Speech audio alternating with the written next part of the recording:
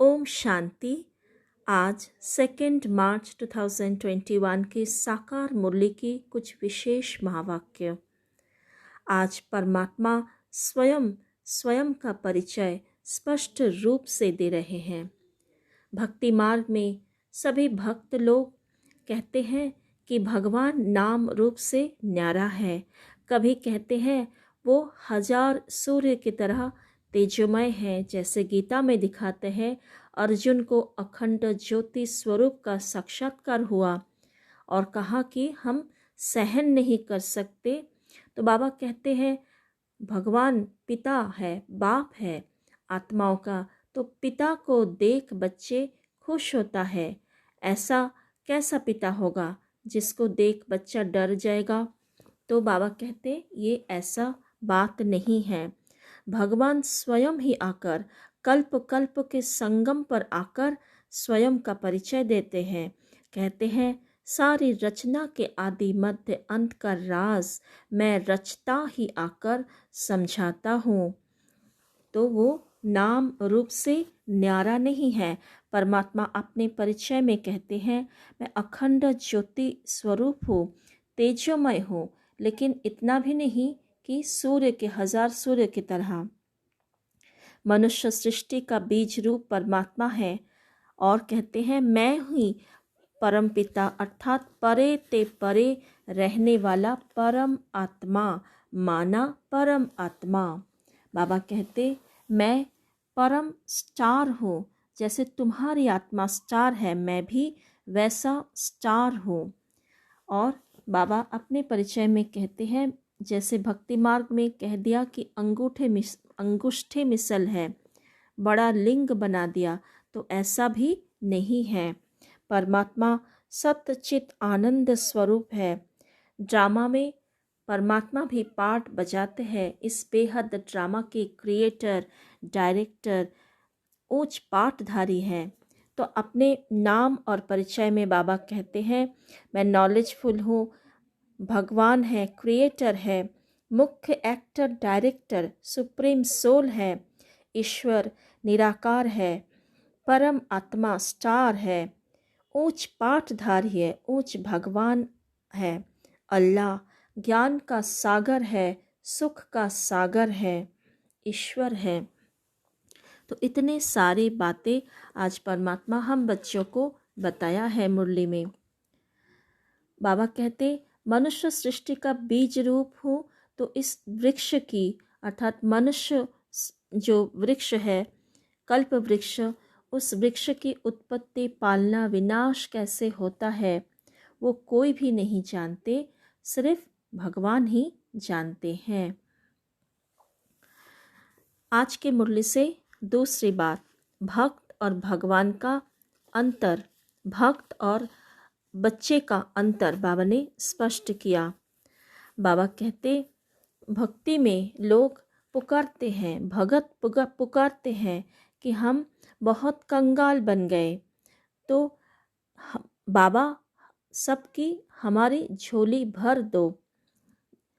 भक्त गाते रहते हैं जन्म बाई जन्म, कहते हैं हे पतितों को पावन बनाने वाला आओ हमें सदगति में ले जाओ, हम पतित हो गए हैं। भक्त जानते ही नहीं सुख कब होता है, दुख कब होता है, उन्हें दुखी कौन बनाते हैं। तो बाबा कहते हैं तुम बच्चे जानते हो, क्योंकि तुम्हें अभी बाप द्वारा सभी राज समझाया जाता है और तुम मांगते नहीं हो, ऐसे पुकारते भी नहीं हो। तुम क्या कहते हो? बाबा कहते हैं तुम बच्चे कहते हो बाबा हमको स्वर्ग का मालिक बनाओ। तुम इस समय भगवान द्वारा राजाई का वर्षा पा रहे हो। तो बाबा कहते वो कैसा राजाई होगा, स्वर्ग कैसा होगा। तो थर्ड पॉइंट स्वर्ग के बारे में बाबा कहते वहाँ अथाह धन होता, हीरे जवाहरात के महल होता है, बहुत सुख होता है। बाबा कहते स्वर्ग के नाम सुनते ही मुख मीठा होता है। हेवन में दुख कहाँ से आए। फिर सतयुग के बारे में बाबा कहते हैं वहाँ 100% पवित्र और solvent, ever healthy ever wealthy थे। कोई रोग दुख की बात नहीं। सुखधाम, गार्डन ऑफ अल्लाह, अल्लाह ने बगीचा स्थापन किया। भगवान जब कुछ स्थापन करते हैं तो सर्वश्रेष्ठ होते हैं। तो बाबा कहते वहाँ तुम्हारा कर्म श्रेष्ठ होगा, सर्वोत्तम होगा। सतयुग में अकर्म होते हैं, लेकिन आज बाबा ने कहा वहाँ तुम सर्वोत्तम कर्म करते हो, अर्थात आत्मा सर्वोत्तम स्थिति में है। कोई विकार नहीं तो विकर्म नहीं, कोई एक्सपेक्टेशन नहीं, इच्छाएं नहीं, तृष्णाएं नहीं, तो इसीलिए कोई पाप कर्म नहीं, सदा ही अच्छा कर्म, सर्वोत्तम कर्म होते हैं। थर्ड पॉइंट आज की मुरली से बाबा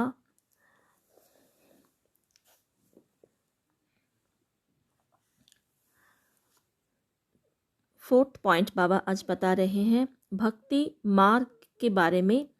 जैसे भक्ति मार्ग में कुछ विशेष कन्फ्यूशन है। जैसे कहते हैं आत्मा निर्लेप है, अब फिर कहते हैं आत्मा अपने कर्मों के अनुसार, आत्मा में ही संस्कार भरते हैं और अपने कर्मों के अनुसार जन्म लेती है। तो ये विरोधाभास, कंफ्यूज करने वाली बातें हैं। फिर कहते हैं जैसे कल्प की आयु लाखों वर्ष, कहते हैं शास्त्रों में लिख दिया है ना, कल्प की आयु लाखों वर्ष, ये भी हो नहीं सकता। और शिव जयंती मनाते हैं, लेकिन वो भी किस लिए मनाते हैं वो भी नहीं जानते हैं। शिवरात्रि मनाते हैं तो उसका भी राज किसी को नहीं मालूम। तो बाबा कहते हैं कि जो व्यास ने जो श्लोक आदि बनाए वो कोई भगवान ने नहीं गाए हैं, क्योंकि व्यास देव जो भक्ति मार्ग से द्वापर युग शुरू होने के बाद आए, तो भगवान उस समय तो नहीं थे।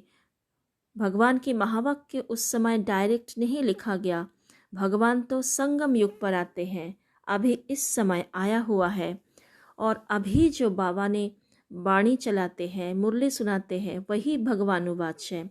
लेकिन गीता लिखा हुआ था द्वापर युग से मुनि ऋषि द्वारा, तो उस समय उनके अंदर जो ज्ञान इमर्ज हुआ, जो स्मृति थी, उसी अनुसार अपने कल्पना अनुसार मिक्स करके लिखा है।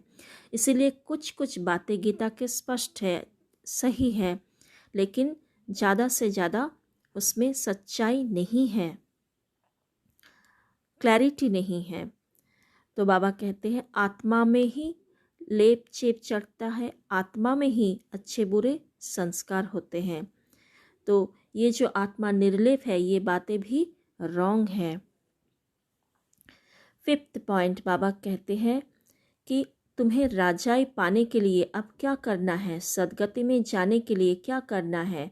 बाबा कहते तुम्हें सदगति की सबसे न्यारी मत मिली है कि देह के सब धर्म त्याग, आत्म अभिमानी भव, मामेकम याद करो। तो परमात्मा जब इस धरा पर आते हैं तब दो विशेष कर्म करते हैं। एक तो सभी आत्माओं को मुक्ति धाम में ले जाते हैं, और जो बाबा के ज्ञान सुनते हैं, श्रीमत पर, उनकी मत, श्रेष्ठ मत पर चलते हैं, उन्हें सदगति का वर्षा मिलता है, जीवन मुक्ति।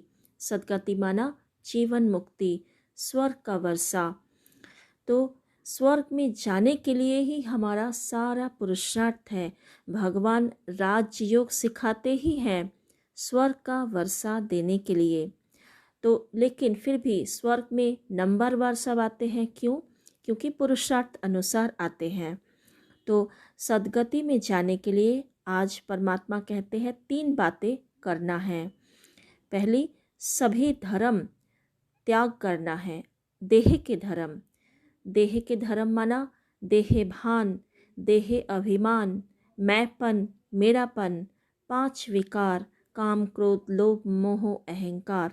उसमें भी काम विकार मुख्य है, जो शुरू से लेकर अंत तक दुख देते हैं। द्वापर युग से हमें दुख ही दिया है। काम ही सबसे बड़ा जहर है, कांटा है। तो इसीलिए ये पूरी सृष्टि कांटों का जंगल बन गया है। तो ये सभी देह के धर्म हमें त्याग करना है। और दूसरी बात, त्याग करके हमें क्या बनना है? आत्म अभिमानी, सोल कॉन्शियस।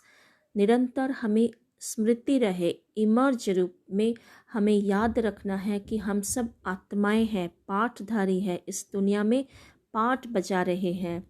और फिर मामेकम याद करो, किसी और को नहीं याद करना है, ना मनुष्य देहधारी को याद करना है, ना और कोई देवी देवताओं को पुकारना है भक्तों की तरह।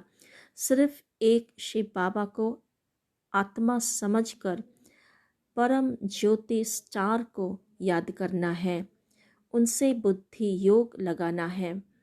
और तभी हम सद्गति को, स्वर्ग का वर्षा पाएंगे, राजाई का वर्षा पाएंगे। नेक्स्ट बात आज बाबा कहते हैं, जो ब्रह्मा का दिखाते हैं ना, ब्रह्मा विष्णु की नाभि से ब्रह्मा निकला, तो बाबा कहते हैं इसका भी राज किसी को नहीं पता। विष्णु की नाभि से ब्रह्मा निकला, अर्थात ब्रह्मा इस समय सृष्टि पर है। ब्रह्मा के तन द्वारा परमात्मा आकर ब्राह्मण रचते हैं और सभी बच्चों को वेदों शास्त्रों का सार सुनाते हैं। भगवान ने बैठ इनके द्वारा सभी वेदों शास्त्रों का सार सुनाया, अपना भी नाम रूप देश काल समझाया है। और फिर वही ब्रह्मा की आत्मा पुरुषार्थ कर सत्युगी दुनिया में नारायण बनते हैं। लक्ष्मी और नारायण का युगल रूप है विष्णु, इसीलिए विष्णु के साथ ब्रह्मा का संबंध है। एक है संगम युग का एक ही आत्मा, एक संगम युग में पाठ बजा रहे हैं और एक स्वर्ग में पाठ बजा रहे हैं, इसीलिए दोनों को ऐसे दिखाते हैं। लेकिन किसी को इसके बारे में नहीं पता, तो भगवान ने आकर हमें इस चित्र का राज समझाते हैं। आज के मुरली में धारणा की मुख्य बातें। फर्स्ट पॉइंट, मास्टर ज्ञान सागर बन पतित से पावन बनाने की सेवा करनी है। दूसरी बात, बाप ने जो सर्व शास्त्रों का सार सुनाया है वह बुद्धि में रख सदा हर्षित रहना है। तीसरी, एक बाप के श्रीमत पर हर पल पालन करना है। चौथी, देह के सब धर्म त्याग आत्म अभिमानी बनने की मेहनत करनी है। आज का वरदान, बाबा ने कहा, अपने दिव्य अलौकिक जन्म की स्मृति द्वारा मर्यादा की लकीर के अंदर रहने वाले मर्यादा पुरुषोत्तम भव। स्लोगन, शांति दूत बन अपनी तपस्या द्वारा विश्व में शांति की किरणें फैलाओ। ओम शांति। तो आज बाबा ने हमें एक विशेष स्मृति दिलाई कि हम बच्चे दिव्य अलौकिक जन्म हमारा हो चुका है ब्रह्मा द्वारा। परमात्मा ने हमें अडॉप्ट किया है, तो उस स्मृति वैसा एक ब्राह्मण जन्म है जिसमें हमें मर्यादा में सदा रहना है, क्योंकि जैसे हर कुल की मर्यादा होते हैं, तो वैसे ही ब्राह्मण कुल का भी मर्यादा है जो ईश्वरीय मर्यादा है। बाबा ने हमें हर बात की मर्यादा सिखाया है, कर्म का, सोच का, बोल का, व्यवहार का, चलन का, सब प्रकार की मर्यादाएं सिखाए हैं। तो हमें उस मर्यादा को हमेशा ध्यान में रखकर जीवन व्यतीत करना है। जब भी हम मर्यादा को उल्लंघन करते हैं तो जैसे कि हम बाप की अवज्ञा करते हैं, तो परमात्मा का सहारा, परमात्मा का आशीर्वाद हमें प्राप्त नहीं हो सकता। तभी हमें शक्तिहीनता की महसूसता होती है।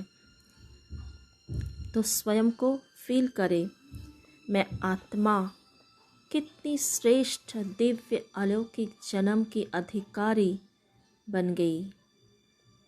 इस जन्म के साथ साथ मुझ आत्मा को 21 जन्म का भाग्य मिलने वाला है। तो एक परमपिता परमात्मा शिव की मत पर चल के मैं आत्मा जन्म जन्म का लॉटरी सर्व प्राप्ति संपन्न दुनिया, उस दुनिया में ऊंच पद पा सकती हूँ। इस समय संगम युग पर जब परमात्मा स्वयं मुझे बाप बनकर स्नेह प्यार दे रहे हैं, परम शिक्षक बनकर सर्वश्रेष्ठ ज्ञान सुना रहे हैं, कर्मों का सुधार कर संपूर्ण संस्कार का परिवर्तन कर दैवी संस्कार बना रहे हैं, तो उनके हर एक मत पर हर पल हर क्षण हमें चलना है। स्वयं को संकल्प दें, तभी हम प्रकृति जीत माया जीत बन सकते हैं। सभी विकारों पर विजयी विजयी रतन माला का मनका बन सकते हैं। भगवान हमें राज्य योग सिखा रहे हैं, राज्य भाग्य देने के लिए। मन में दृढ़ता लाए, मुझे ये राज्य भाग्य लेना ही है। स्वयं को फील करें, शांति दूत के रूप में। मैं शांति के सागर के संतान, मास्टर शांति का सागर हूँ। शांति की प्रकंपन, शांति की अपार वाइब्रेशन निरंतर फैलाने वाली हूँ। स्वयं भगवान मेरे साथ कंबाइंड है।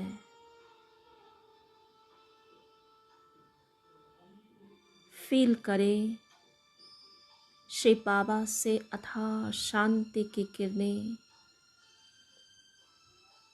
उच्च आत्मा में भरकर पूरे शरीर में फैल रहा है।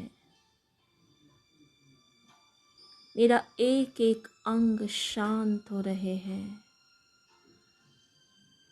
एक एक विचार शांत, कर्मेंद्रिय शीतल शांत हो गया है। मेरी शांत स्थिति,